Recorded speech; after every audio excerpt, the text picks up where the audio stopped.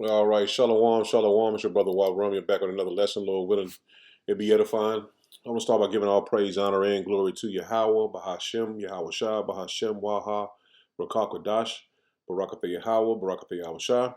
Double honors to the apostles, the elders, bishops of Great Millstone who taught me this truth. Shalom to the 144,000 men of the Lord. You see on the highways and byways prophesying in the name and power of Yahweh, Bahashem, Yahweh Shah, also in the correct doctrine.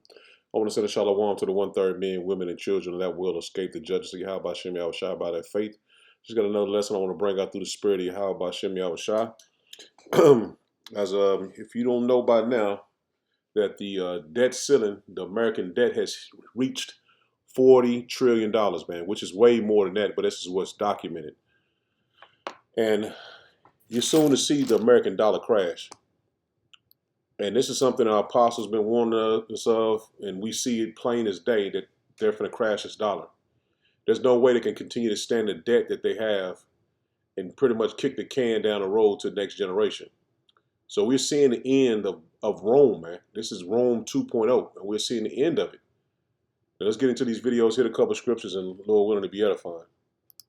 What they're doing right now with stocks is they're allowing it to go up to sucker people into getting in, thinking there's going to be a bull run and that they're going to make a lot of money. That's not going to happen. It's going to collapse overnight on a Friday, and it'll happen on a Friday. On the news, you'll hear about a financial collapse happening. The next morning, you'll wake up, banks will be closed. ATMs will not work. Okay, that's the beginning of the crash. Now, that's just going to, like I said, create the panic to force people into the digital currency.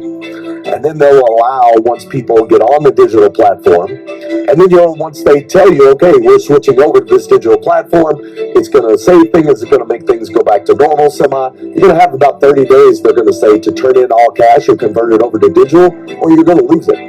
Okay, well, during that time of them shutting off the money, and before they implement the digital, literally, if you've got cash put back, and I don't mean in a bank, you better get it out of the bank. Only keep 30 days worth of money in a bank at any given time, or you're going to lose it.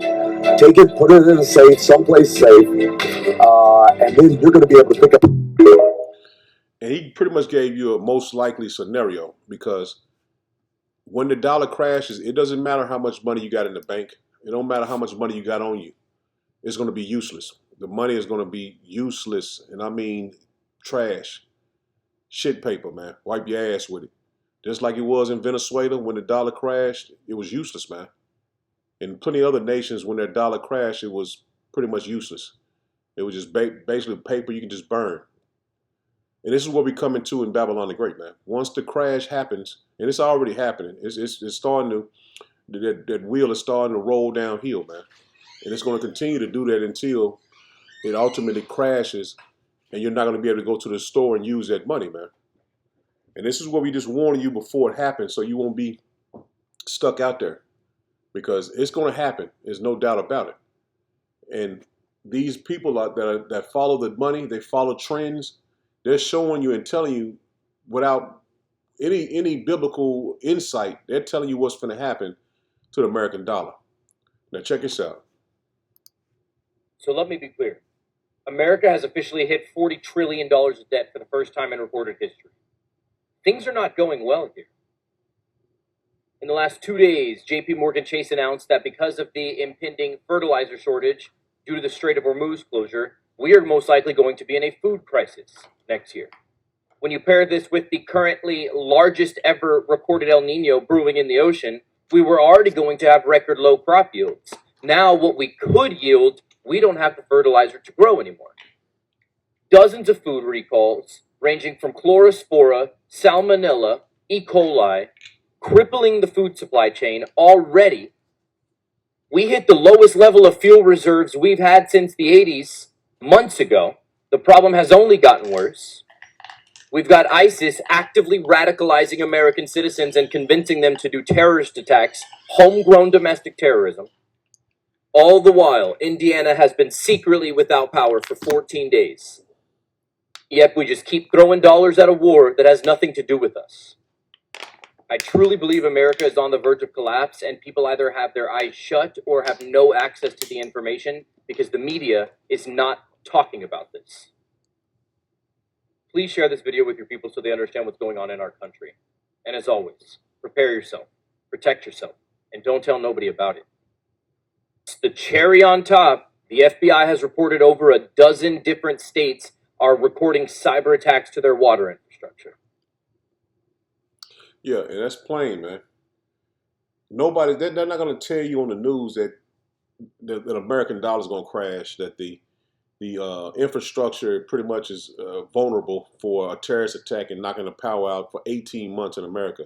They're not going to come out there and say that to you, man, because they know that it'll be chaos in the streets, man. The people will uprise against the government. They're not going to cause the people to come against them.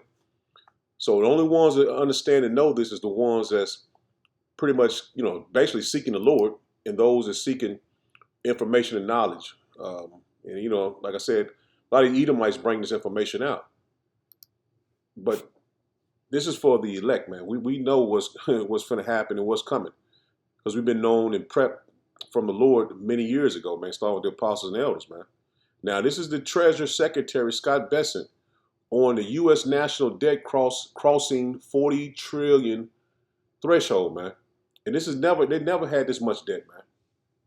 And also, I got to get that video, that Japan, their stock market is crashing, and they're the biggest holder of stock bonds. It is, man. So you're seeing it happen in real time. This place is being systematically destroyed, man, from within. And this is what DJT was put in office for. He was the Trojan horse, man, to destroy from within. Now listen to what he's saying, man. This is the Treasury Secretary that controls the financial system in Babylon the Great. $40 trillion mark that we passed for the national debt. Would you comment on that, and how do we reverse that? Yeah, the 40 trillion is a big number. It is smaller when we look at the publicly traded amount, because our Social Security funds and other government entities hold a substantial amount. And what we're going to do, we have to grow our way out of this. And as I talked about at G20 in Asheville, we are going to talk about the U.S. growth strategy and encourage the rest of the world to come along with us. We are also, I announced that Director Russ Vought and I have been tasked with looking at fiscal consolidation. I think the numbers are not the actual numbers now. We've had to do substantial tariff refunds due to the court ruling, but with the Section 301 tariffs, I am confident that we will be back to the same level, if not higher, of tariff income for last year, and that is most of the increase in the deficit. And remember, we did not get here in a day. That we were left with a mess. The Biden administration had the highest deficit to GDP in history when we weren't at war or weren't in a recession. For 2025, we brought it down by more than 1%.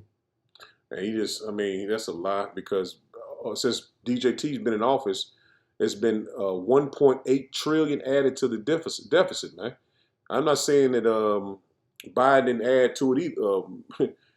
He added to it as well, but DJT ain't been in office not even 2 years, and they added 1.8 trillion to the deficit, man.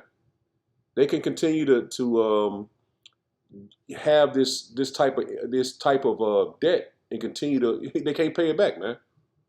So this is Salakia.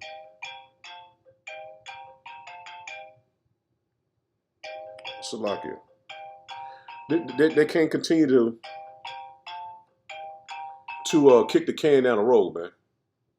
At some point in time, they're gonna have to switch to this digital currency, and this is what they're preparing for. They're not saying it out loud, but this is what they're preparing. They're preparing for a digital currency.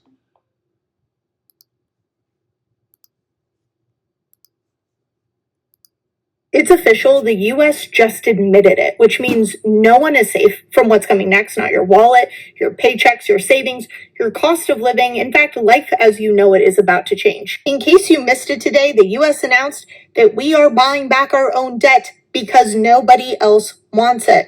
I'm a monetary analyst. It's what I do for a living. I study the dollar. And a year ago, almost to the day, I predicted that yield curve control was coming, which is essentially when the US Ponzi scheme really kicks into high gear, and is exactly what we're seeing today. Instead of the Fed issuing new currency to buy the debt, the US Treasury is issuing more debt to buy our existing debt so we can keep issuing more debt. And if that sounds confusing, it's because it is. You don't need to know all the technical details. All you have to know is that the media is going to tell you that this is not technically quantitative easing, that inflation will not rise because of this, but do not be fooled. What they're counting on people not realizing is that yield curve control was used here in the US during World War II, when spending exploded and there were no buyers of debt. So what did they do? They said, we'll just buy our own debt. This will guarantee the interest rates won't rise that much because the second they do, we'll just keep buying all the debt. Which sounds great in theory. They saved the system, but guess who paid? Everyday Americans. In just a few years, inflation jumped up to 18%. Can you afford if every single bill in your life jumps up another 18%? But not only that, the debt today is 10 times what it was during World War II in real terms. That means inflation adjusted, meaning that today's fallout would be far worse. We could be looking at not only double-digit inflation, but far greater than 18%. What this is really telling us is that the US is growing more and more desperate and that they're having to step in at a much more frequent rate. And every time throughout history that a country has had to do that, it always results in higher inflation for the citizens. Now, to be clear, what's happening today isn't technically yield curve control yet, but it is the first sign of what's to come next. And if I were you, I would be paying very close attention to what's coming next, because every dollar you have, whether that's dollars in your wallet, in your bank account, your paycheck, they could be devalued like that. And it's going to be devalued. That's what I was just saying. It's going to crash, man. Your money is going to be worthless. So it doesn't matter. The hyperinflation, shrinkflation, everything that they've trying to pretty much hold back the crash of the economy is not working anymore. I was just speaking to a customer of mine today, and they said the housing interest rate is like at 7.9, man, which a couple years ago was 2.9. Then I think it went up to 3.3. And this is over like 10 years, man. Now in this economy, no one can buy a house. You can't buy a house when the interest rate is at 7.9, man. You can't pay, you won't be able to pay that shit back. And all the houses have, like she said, inflation has drove the housing prices up 2 to 3 times the amount that it was just a couple years ago, man. So that's why so many people are in debt, man. People can't even afford an apartment. And it's only gonna get bad from here, man, because they're gonna switch the system over because they know that this can't go on like it is. You're gonna have the economic crash, and you're also going to have a famine, because like she was saying about the guy was saying before about the super El Nino. They're speaking about that coming in October, man, November. So you're at the cusp of all hell breaking loose, man. And this is what we just warning you before it happens, so you'll know and be prepared mentally and spiritually for what's coming. 3 fucking signs right now that it's about to get bad. Number 1, American Express is cutting limits, even on perfect credit customers. It did this twice before, 2008, 2020. I think you know what this means. Number 2, RV sales have plummeted. Whenever RV sales plummet, the economy's in trouble. And then lastly, strippers ain't making money no more. When these fucking simps don't have enough money to go pay the fucking horse in the strip club, the economy's bad. And not only that, though, when they can't afford to pay OnlyFans, man. OnlyFans is one of the biggest revenue streams in America, man. And when people can't afford to do that anymore, that shows you, man. These are just telltale signs, man. The traveling was way down this year. Nobody was going anywhere, man. Now check this out. This is DJ T telling you, man, without sugarcoating anything. He's telling you, man, this place is finished, man. They cannot continue this on for much longer. We're going to pay off debt. Because remember, we have $34 trillion in debt. We've got to pay it off. We're going to pay down debt. We're going to reduce the hell out of the debt. We're going to pay off debt. The $35 trillion in debt, we're going to pay it off. We're going to get it done fast, too. Pay off debt. Pay off a lot of the debt, and we have plenty of it. We'll start paying off debt. We want growth in our country. That's what's going to pay off our debt. We're going to give back a lot of money into the Treasury and pay down debt. We're going to work on national debt very strongly, by the way. We are going to grow to start paying down our debt. We have $35 trillion in national debt. We're all set to do it. We're going to make a lot of money. We're going to pay down debt. We're going to make so much money. We're going to pay off debt. We're going to pay off our debt. We're going to do things that you wouldn't believe. We're going to make our country so competitive.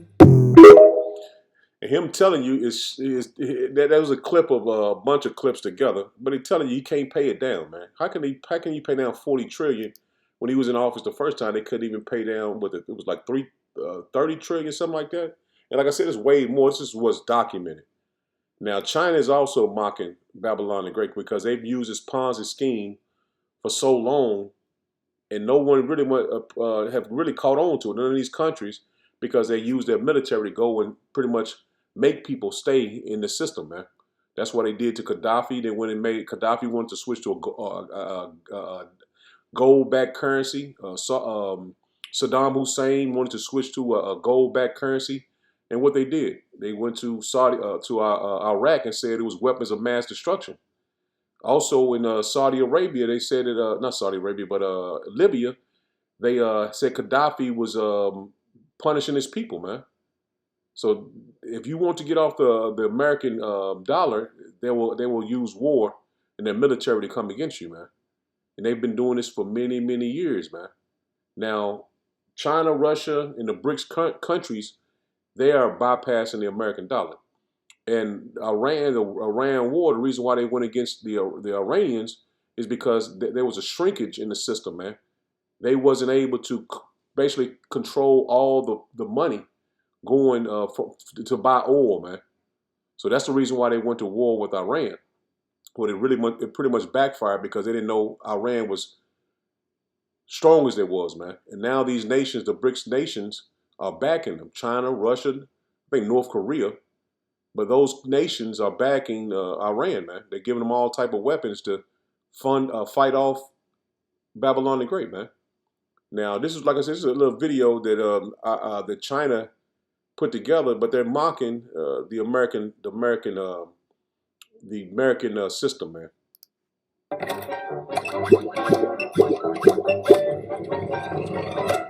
Put it on the card. Everybody takes it. What? I haven't even hit the limit. There's a payment due, and the interest is piling up. You've got quite a situation here. Easy. Hello? It's me again. Fancy another round of investment? It's risk-free. For me. See? Wait, you just borrowed new money to pay the old bill? We call that refinancing. How are you still getting loans? Shouldn't your financial situation have gotten you blacklisted by now? Well, everyone needs my dollars, and my IOs happen to be denominated in my dollars. Convenient, huh? You're getting close to the debt ceiling. Maybe you could put something back? Are you crazy? These are urgently needed. I know what your priorities are now. And if I hit the ceiling, I'll just move the ceiling, like I always do.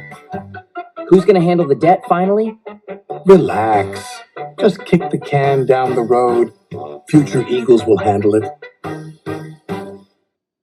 See, mocking him said, kick the can down the road for future Eagles to pay the debt. But the economy is based on military, man. It's not based on them producing anything, which America used to produce, man. Now they don't produce anything. Everything is shipped in from other nations. And that's why the DJT has tariffs on all these nations, because they're getting rich off Babylon the Great because they don't produce anything, man. Only thing America produces is war, military might, military weapons. And see, now that that everybody's pretty much catching on to it, they don't really have the power that they project, man. They don't have the money, the weaponry that they have, man. That's why everybody is pretty much turning their back, man. They're alienating Babylon the Great, man. And this is the end of the Roman Empire, and the empire that was once Rome, man. Because this is an extension. This is Rome 2.0, man. That's why, the apostles, said Nero, that DJT was Nero in reincarnation, man, which that makes all the sense in the world, because at the end of Rome's empire, Nero was ruling it. And this is the same thing with Babylon the Great. The Nero of this modern day is DJT, which is, like I said, him reincarnation is ruling at the end of Babylon the Great, Rome 2.0, man. This is Daniel 2 and verse 40, and you see it says Rome, the fourth kingdom. See, everything makes sense, man. Everything is documented history into modern day. It says, and the fourth kingdom shall be strong as iron, for as much as iron breaketh in pieces and subdueth all things, and as iron that breaketh all these, shall it break in pieces and bruise. It says, and whereas thou sawest the feet and toes part of potter's clay and part of iron, the kingdom shall be divided. And this is the kingdom. The Edomite kingdom is divided, man. You got the Russian Edomites against the American West Edomites. Their kingdom is divided, man. It says, but there shall be in it of the strength of the iron, for as much as thou sawest the iron mixed with miry clay. It says, as the toes of the feet were part of iron and part of clay. So the kingdom shall be partly strong and partly broken. And that goes to show you that that's NATO, man. That's NATO. They're divided. They're partly strong and they're partly weak. And DJT, when he came in, he said they got to pay their fair share of, the budget that NATO had for I think they had a budget of $5 million. I want to $5 million, something like. You can look it up. It's easy Google. They had a budget that DJT said they had not owned it up to, and now that they see that he's bucking up against all his allies, man. All the Western nations that he is allied with, he's bucking up against them, man. That goes to show you that's partly weak and partly strong. Verse 43 it says, and whereas thou sawest iron mixed with miry clay, they shall mingle themselves with the seed of man, but they shall not cleave one to another, even as iron is not mixed with clay. And this breaks it down even plainer in the NLT. It says, this mixture of iron and clay also shows that these kingdoms will try to strengthen themselves by forming alliances with each other through intermarriage. It says, but they will not hold together, just as iron and clay do not mix. And it goes to show you that they're not going to be able to join together, man. The Lord is tearing it down, man. Because it's right here, you're going to show you that this is the end of the Western Empire, man. Verse 44, it says, and the days of the kings shall power of heaven set up a kingdom that shall never be destroyed. And it's the kingdom of heaven we're speaking about. It says, and the kingdom shall not be left to other people, but it shall break in pieces and consume all these kingdoms, and it shall stand forever. And that's the kingdom of heaven, man, when the Lord returns, man. NLT, it says, during the reigns of these kings, the power of heaven will set up a kingdom that will never be destroyed or conquered. And that's the kingdom of heaven, man. That's when the Israelites are in rulership. It says it will crush all these kingdoms into nothingness, and it shall stand forever, man. And that's what we're patiently waiting on, man. And see, Esau is about to lose everything, man. His money is basically being destroyed right before his eyes. His military might is being stretched too far out. All his, the aircraft carriers he can't keep afloat. They'll have enough missiles. This shows you the Lord is putting them under his feet, man.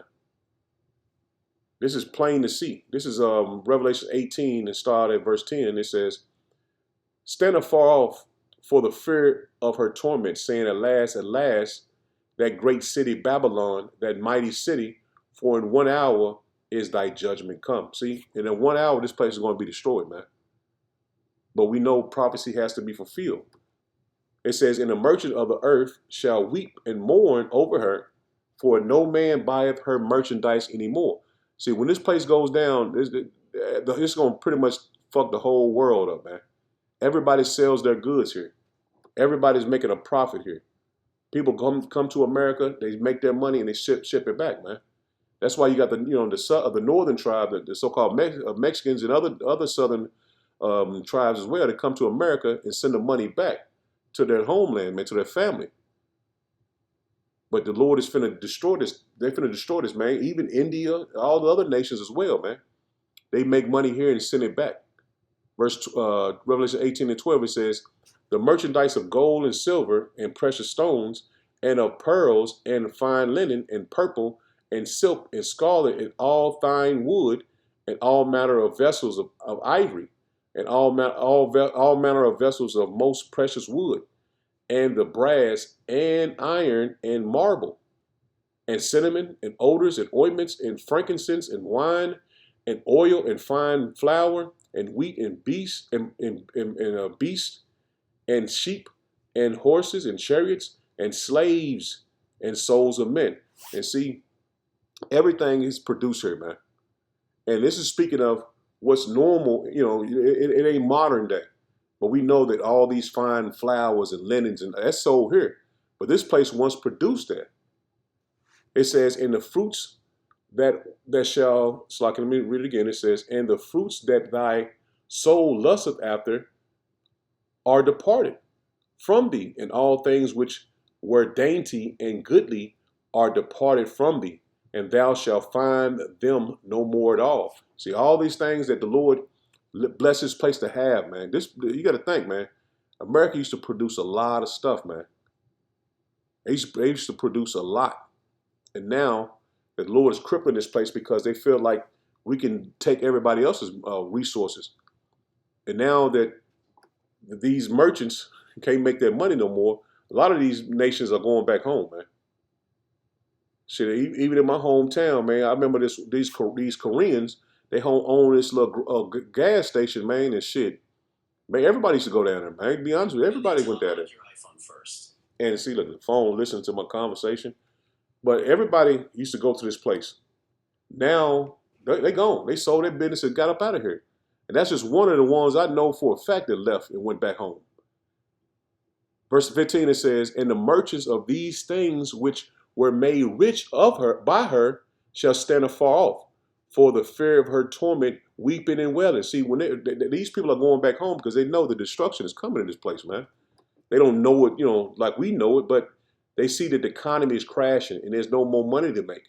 16, it says, and saying at last, that great city that was clothed with fine linen and purple and scarlet and decked with gold and precious stones and pearls, for in 1 hour so great riches. See, this place was, man, rich, man.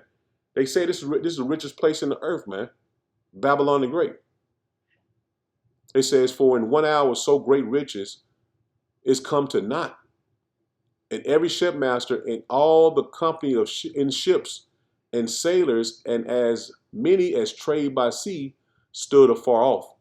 So when the Lord crashed the economy, destruction is at hand, man. There's no turning back from this. When they said that when you hit the dominoes are starting to fall, man. Dominoes start to fall in place.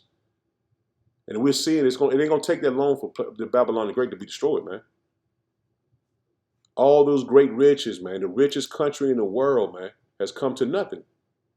It's pretty much already a third world country, but you're gonna see it physically be a third world country very soon, man.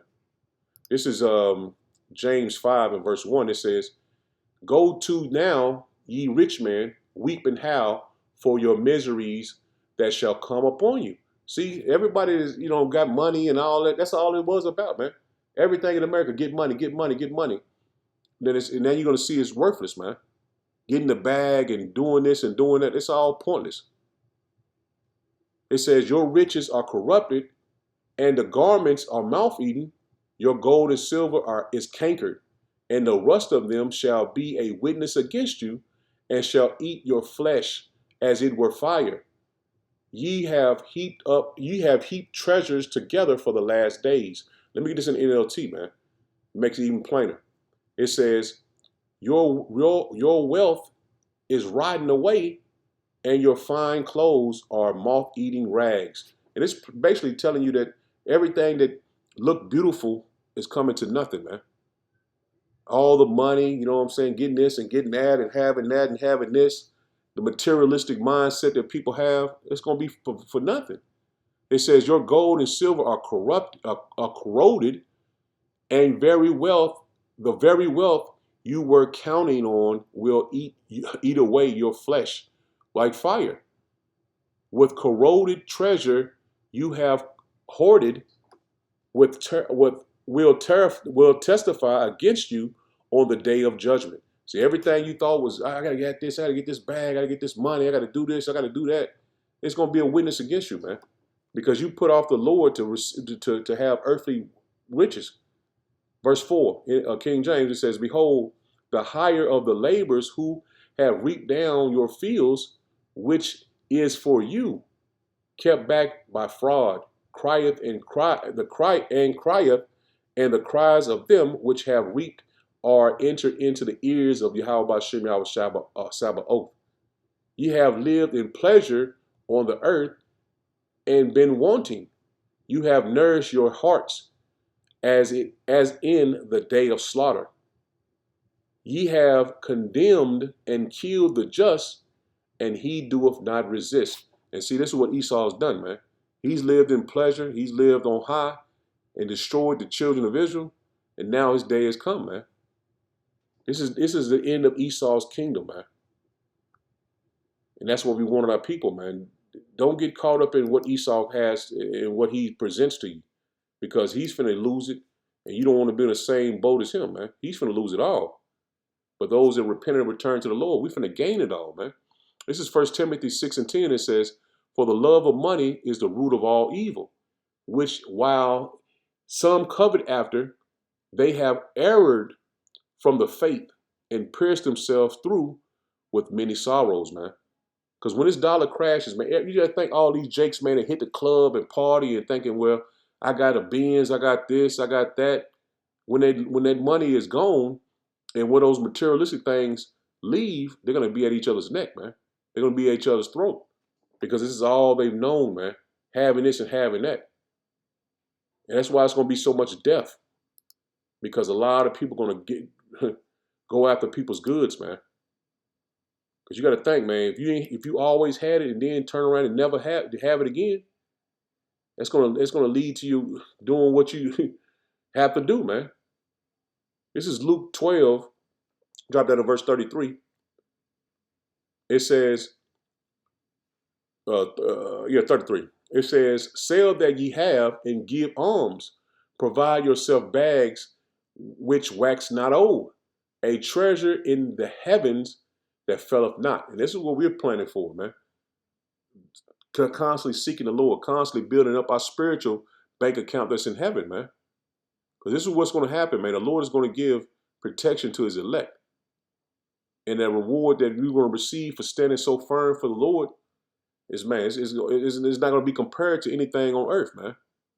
It says, sell that ye have and give alms. Provide yourself bags which wax not old, a treasure in the heavens that felleth not, where no thief approacheth, neither moth corrupt. And that's what we telling you, man. What we seeking the Lord, man, we got a treasure in heaven, man, that we're going to receive that no one can take from us, man. It ain't going to be compared to anything that you have here on earth, man. NLT, it says, sell your possessions and give to those in need.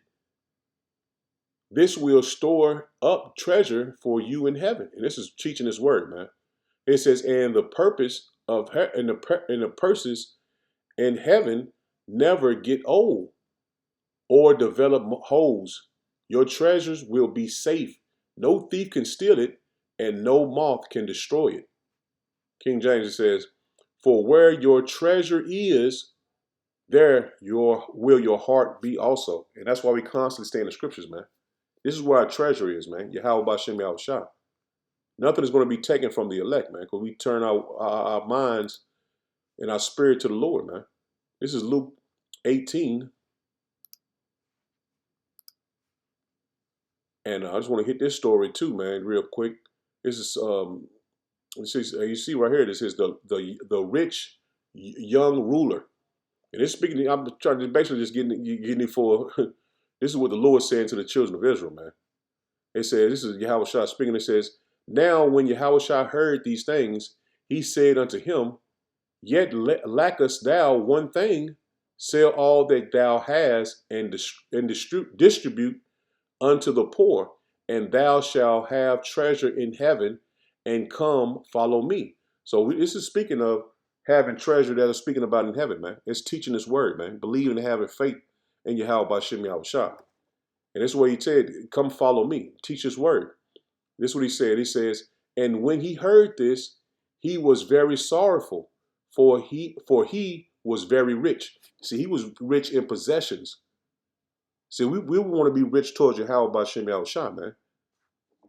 And he was looking on the earthly things that he has, not what the Lord has in store for him, man. He says, verse 24, it says, and when Yahushua saw that he was very sorrowful, he said, how hardly shall they that have riches enter into the kingdom of power? See, it's going to be hard for a lot of rich people to enter into the kingdom of heaven, meaning they won't put down their possessions.